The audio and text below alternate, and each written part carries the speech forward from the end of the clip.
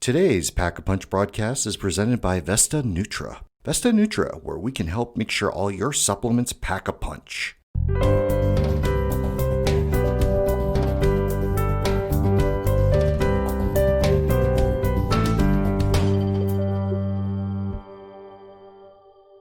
Hello, welcome to the Pack-a-Punch podcast. My name is Valerie Somm. I'm here with Richard Pinner. Richard, how are you doing? I'm doing great. It's a wonderful day to be on Pack-a-Punch podcast. That's right, it sure is.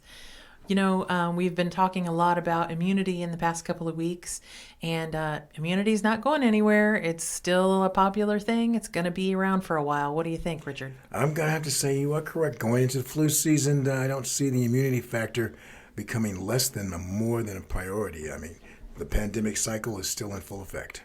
Yes, it is. But you know, I'm very thankful, like we've said in the past, I'm very thankful that we have the ability to extract some goodness from nature, and we don't have to depend on, you know, all these big medicines and pharmaceuticals, but we can fortify our own immune system with some natural products. I think that's a great, great thing. And that's the best way you want to go. I mean, if you can do a natural supplement to help bring your immunity system up, why not? True, very true. Wow, your bass voice there just sounded great, Richard. You really do sound like a DJ over there. Well, I've appeared in a couple of small bit parts. Is that right? You may have seen me in DJ Goes Wild. Oh, okay. All right then. Yeah. So on to vitamins and supplements. Hey, I wanted to ask you about vitamins. We get a lot of people asking us here at Vesta. We get a lot of people wanting quotes for their own supplements that they're having made, and sometimes those supplements will have 10, 15, up to 30. We've had more than 30 ingredients in a quote many times, actually. Yeah.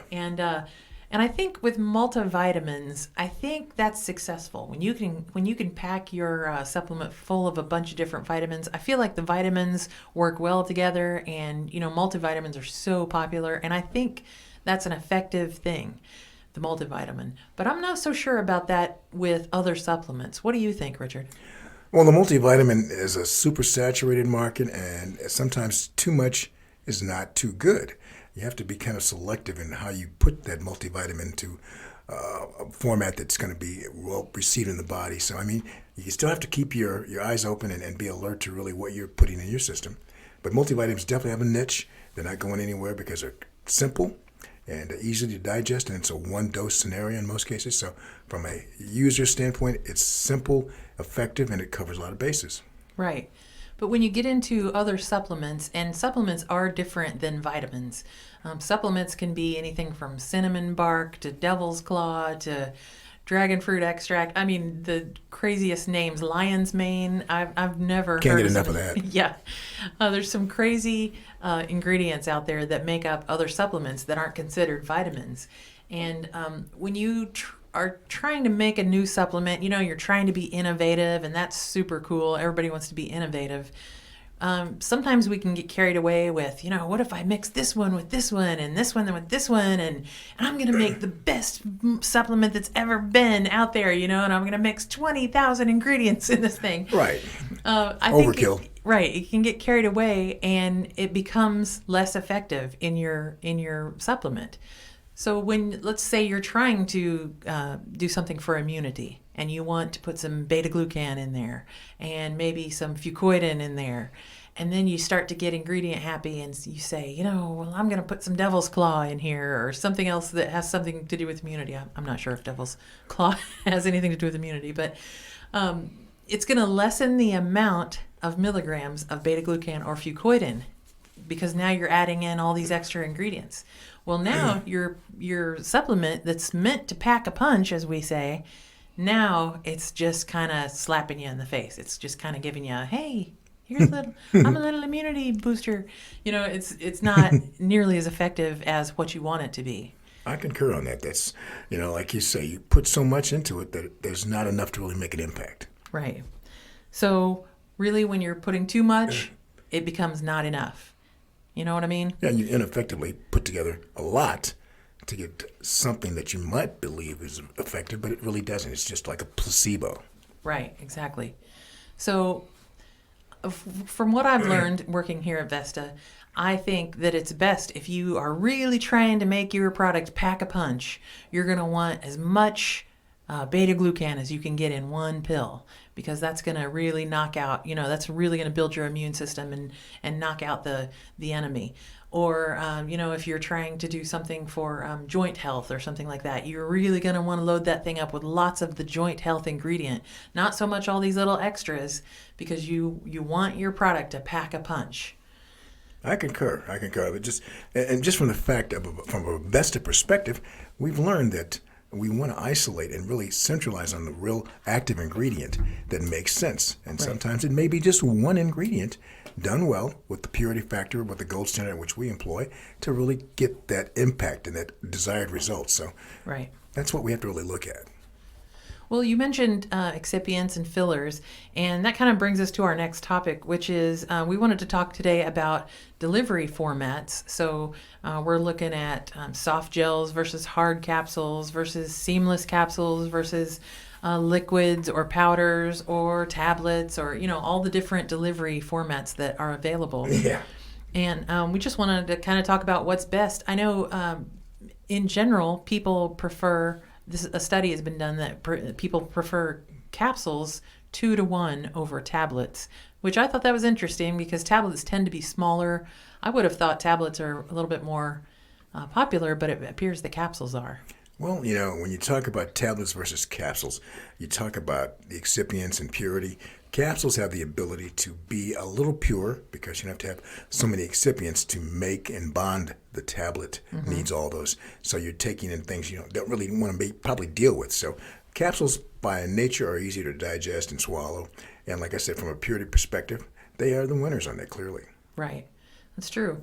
I think it's interesting, capsules and tablets and the fillers that go in, we try to keep fillers at a minimum, because when you think about it, fillers and extra ingredients are kind of what got us into this mess of having to need to take supplements to begin with. Yeah. Because we have so many preservatives and fillers in our food that we're not getting enough nutrients from Bingo. our food. So we try to keep that out of the supplements as much as possible. So as pure and natural as we could keep our ingredients, as much of the active ingredient, the better. And sometimes it all depends. Wow, there's just a lot of stuff that goes into all this stuff, all these capsules and the sizes. And, some people prefer a really, really small one. Some people don't care as much. But it's all about the amount that you're putting in it. If you want a certain amount of an active ingredient, you might have to go with a bigger capsule in order to get that milligram label claim. And, True. And Very so true. it kind of becomes a tough decision sometimes when you're trying to get power versus size and, that kind of thing. Yeah, but I think the major difference primarily still stands to play is that it's just a capsule's a pure, simpler process, and your efficacy factors are good, and versus a tablet. So, America's spoken, and so is the world. That's pretty much a universal. Let me get a capsule. Yeah. Let me get that purity factor versus a tablet. Right. So types of capsules, let's talk about that. There's a few different types. A lot of people choose to go with gelatin capsules. Other people choose veggie capsules. I know with gelatin capsules, they can include pork or bovine elements that make up the actual gelatin. And so a lot of times people want kosher or halal certification, and you can't get that if you have just a regular gelatin. You'd have to go with a veggie version of the capsule. So that's kind of interesting to think of, all the different reasons. There's time release, there's GMO free, there's gluten free. There's a whole array of different, dispensing options. Mm-hmm. But the primary is usually the clear capsule, veggie based, which gives you a preview of the product and a much more simpler and non-polluted, so to say, kind of standard. Yeah. But, a lot of people like that clear capsule so they can see the powder and it gives them that natural feeling, Oh, yeah. But I've seen a lot of we've got a bunch of samples here at Vesta, and I love to go through the little capsule making thing and match up colors. You can, do like pink on one side, blue on the other side, or all the different colors. And I think some of those colors are really neat because they really grab your attention and they kind of make your product stand out a little bit. Yeah, from a dispensing standpoint, you're right. And a marketing standpoint, But in reality, you're going to be swallowing that baby. So That's right. I was pink and blue, but I can't. It's in my gut now. I wonder what color it is now. Does it transform? Oh, goodness. Yeah, capsules are fun. They really are. So, Richard, let me ask you this question. You're the guru salesman around here. So, the difference in price between capsules and tablets. Well, first of all, I guess I should say that here at Vesta, we do specialize in dry powders.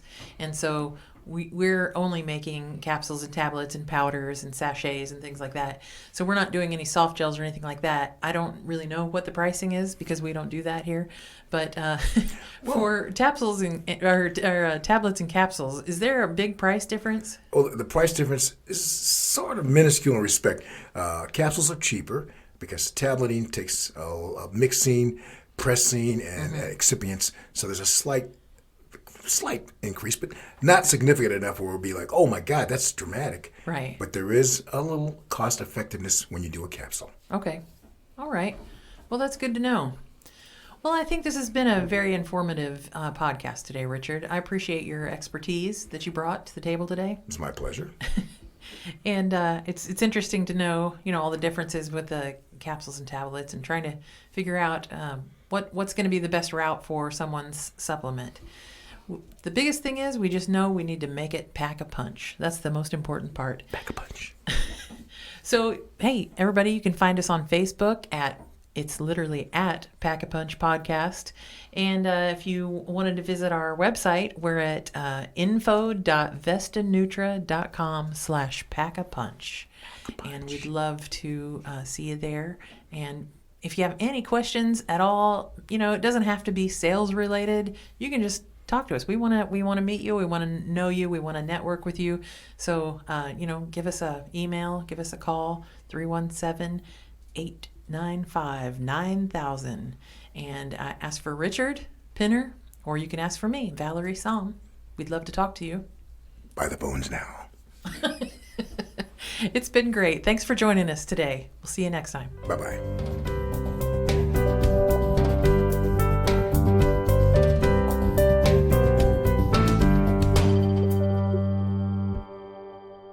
You've been listening to the Pack a Punch broadcast, brought to you by Vesta Nutra. If you like what you heard today, please share, like, and subscribe.